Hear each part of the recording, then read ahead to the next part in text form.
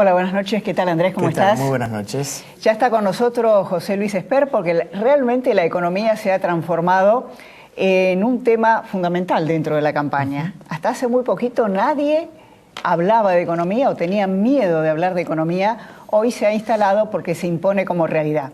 Y también vamos a tener otros temas muy importantes. Sí, muchos. Tenemos a Gustavo Vera, Patricia Bullrich, y vamos a hablar del caso Nisman. Julio Piumato y también el caso Nisman. Eso va a ser una sorpresa. Esper, gracias por estar con nosotros. Muy buenas noches, ¿cómo les va? ¿Qué tal? Yo cuando leí que la Casa de la Moneda y Chicone no alcanzan para fabricar billetes y casi el 82 o el 83% de los billetes que se imprimen son de 100 pesos, digo, bueno, si alguien rechazaba la idea de que había impresión de billetes e inflación, bueno, estos datos significan y revelan realmente una situación muy, pero muy delicada. Sí, me extraña que el gobierno, que está tan obsesionado con sustituir importaciones, se largue alegremente a importar billetes, ¿no? O sea, no dan abasto ni con Chicone ni con la Casa de la Moneda. Sí, esto parte de la idea absurda del gobierno que cree o quiere hacernos creer que la denominación de los billetes causa inflación. No, lo que causa inflación es la emisión de dinero, no la denominación de los billetes, no importa eso, no sé. Es una ficción. Yo creo que forma parte de esta matrix que el gobierno ha creado para todos nosotros, ¿no? Hay un relato y algunos estamos desconectados del relato, vimos la realidad, pero la idea es la matrix. Ahora, Kicillof sigue diciendo que la emisión no tiene nada que ver con la inflación.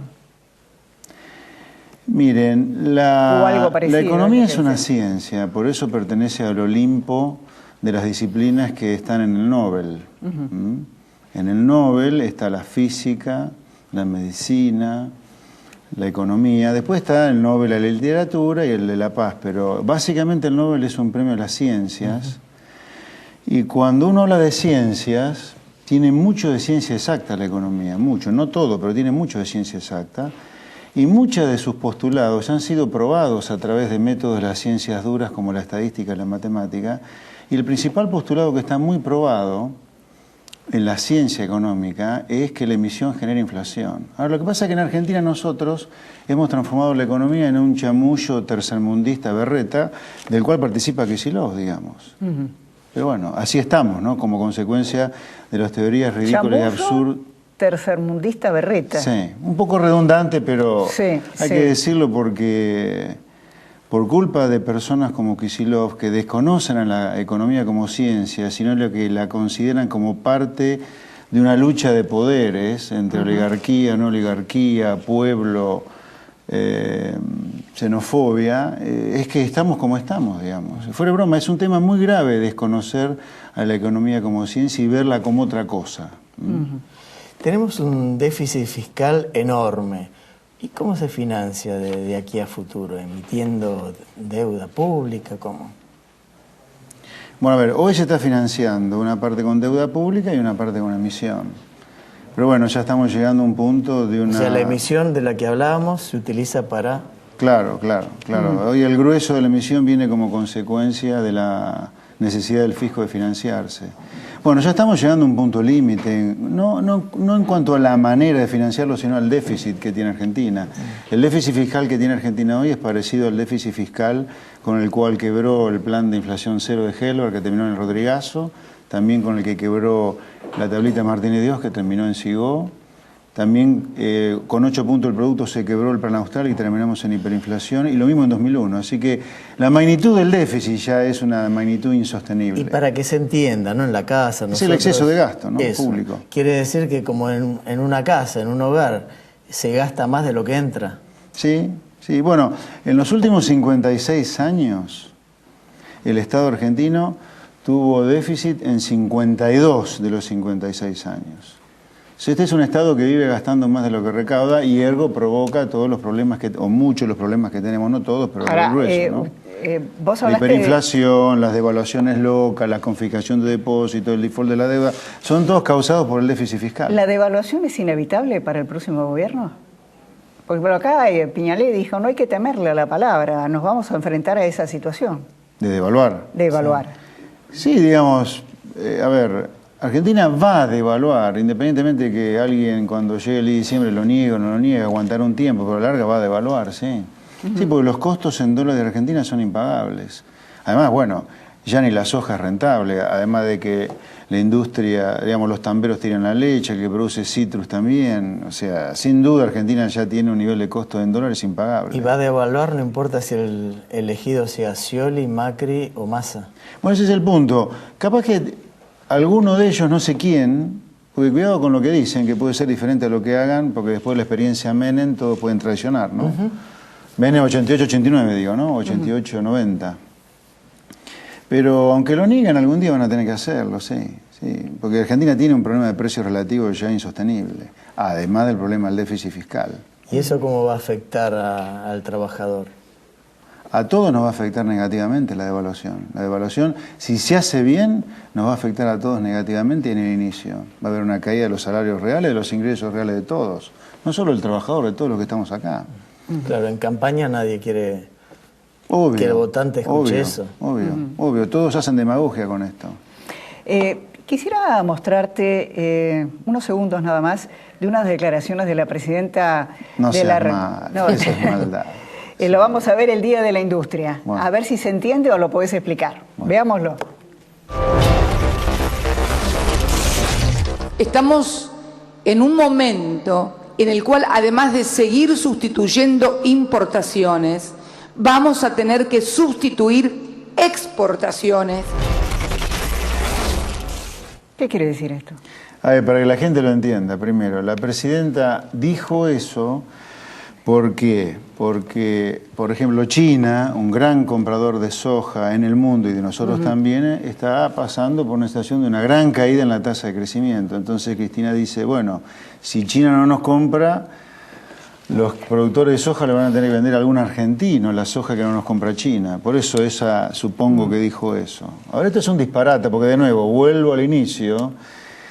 La política argentina desconoce mucho que la economía es una ciencia. Es más, el político se ufana. Hemos puesto a la economía por debajo de la política. Sí. Bueno, así son los problemas que tenemos a veces.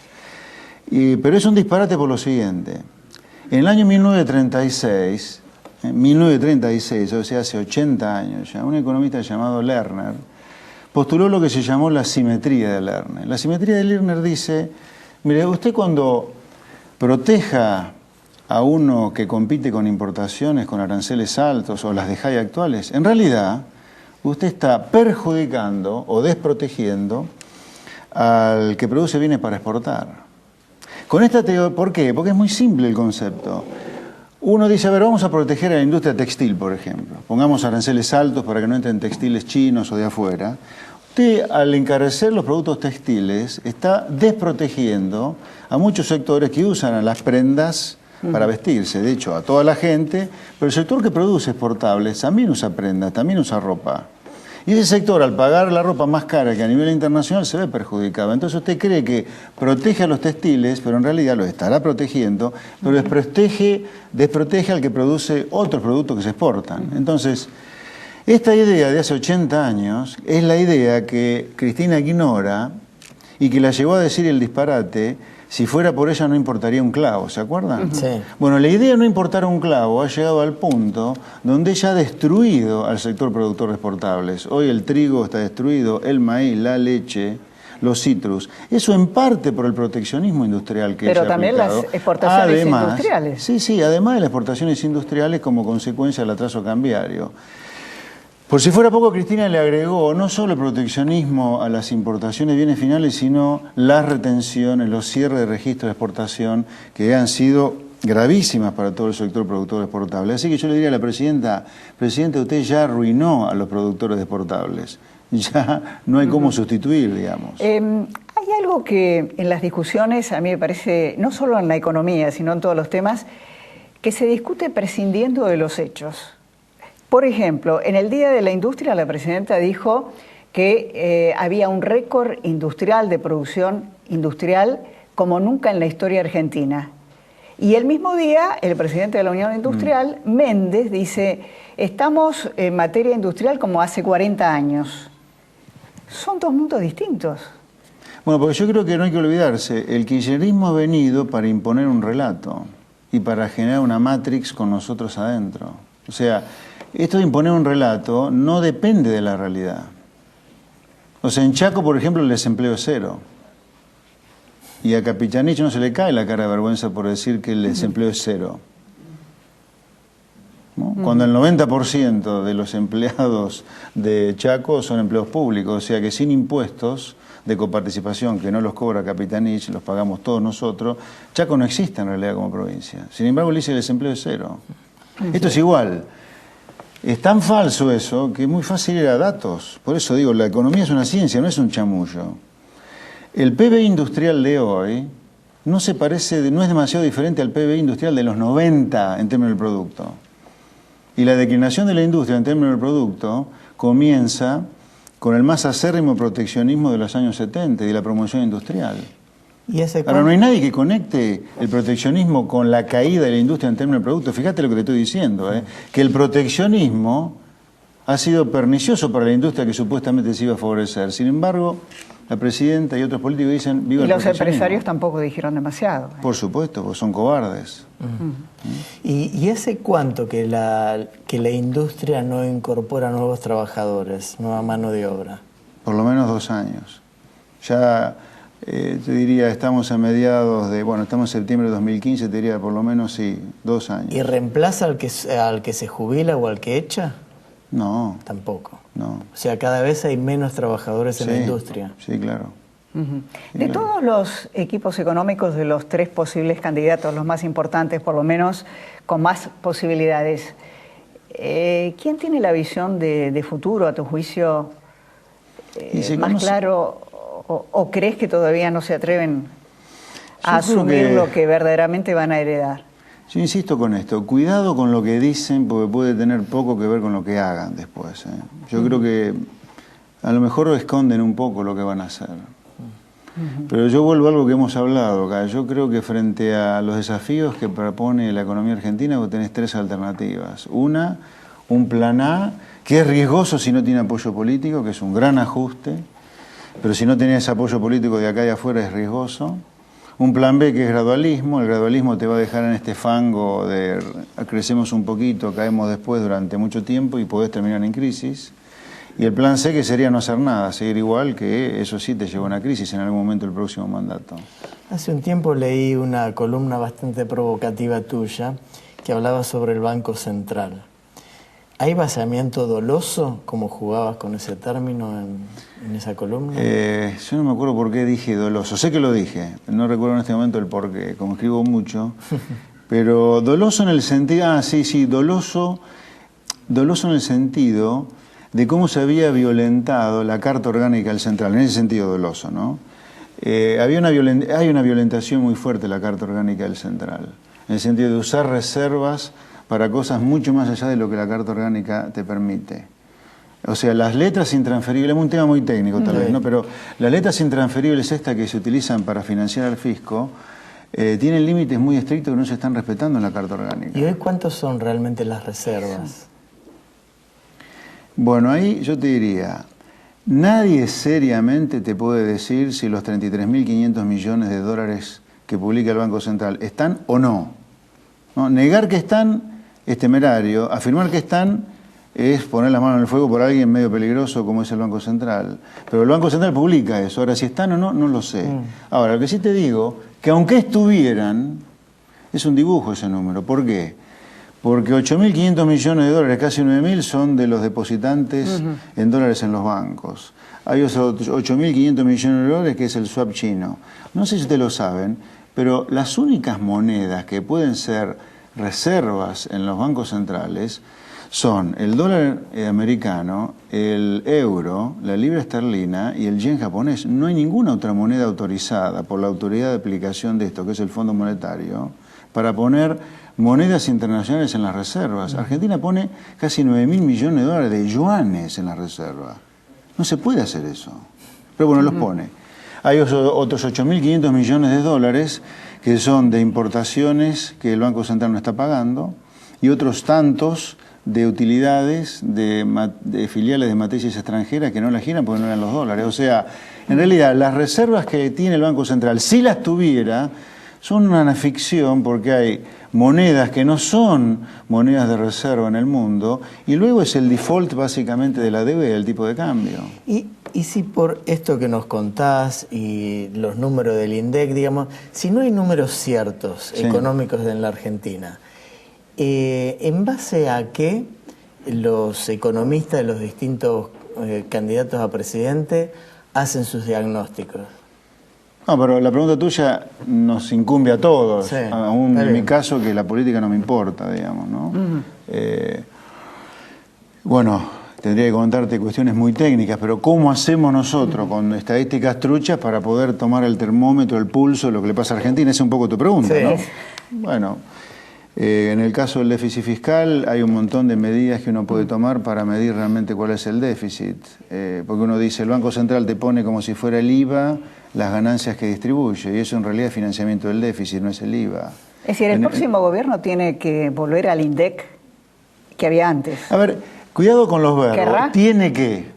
Yo no sé si tiene que. O sea, yo creo que el deber sí es eso. Ahora, la necesidad. Debería. Debería. Yo lo pondría así, debería. Debería. Nosotros no podemos seguir siendo el único país en el mundo que el relato político lo lleva al extremo de que el Instituto de Estadística es un medio de propaganda del gobierno. Nosotros no podemos, no deberíamos seguir con el cepo, porque los países que tienen cepo son países que viven en la miseria literal, como Angola, que tiene un ingreso per cápita de $1.500, el 10% de nuestro ingreso.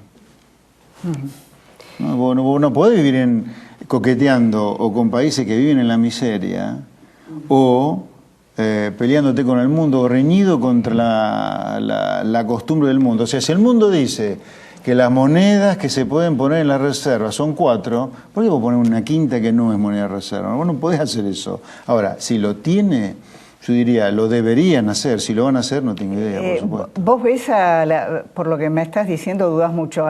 Cualquiera que venga de la dirigencia política, Massa, Macri, Scioli, asumiendo todos estos desafíos de enfrentarse con la realidad. Yo me atrevo a pronosticar medidas de política económica. Ahora, pronosticar la cabeza de gente que no sabemos si va a gobernar todavía, porque no sabemos quién va a ganar, no. Pero te diría, por lo que dicen, todos están pensando de cambiar relativamente poco lo que está, por lo que dicen, y cambiar poco me parece muy peligroso porque estamos en una situación de quiebre de este programa para mí. De quiebre. Quiebre en el sentido, no quiebre de la Argentina, del país entero, quiebre de programa, es decir, un programa que ya no da más. O sea, el déficit fiscal, la inflación, el atraso cambiario, el dibujo de las reservas. No dejas importar, no dejas exportar, ¿me entendés? Estás de quiebre en el sentido de que algo va a cambiar.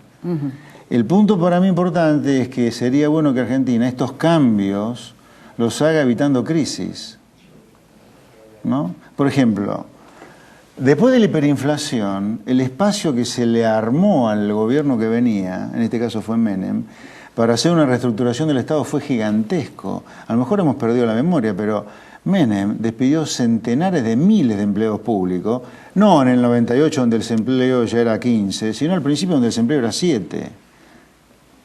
Ahora, ¿por qué pudo hacer eso sin una crisis social como hoy muchos temen si se hace lo mismo? Bueno, porque la crisis de la hiperinflación generó tal miedo que te daba el espacio para hacer grandes cambios.